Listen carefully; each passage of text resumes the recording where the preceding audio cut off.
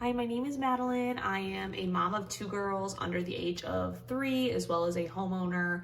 And I'm here to tell you why we love this hapirm sponge holder, the 4-in-1 version for our sink so much.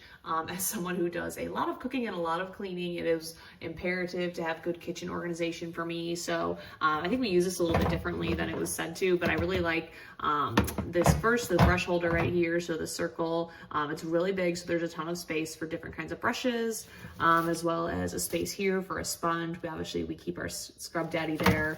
And this part over here, we have 2 different dish brushes, but I like this. I think it was supposed to be for a sink stopper, like those things that are near the drain, but we used it for another brush, which has been great for us.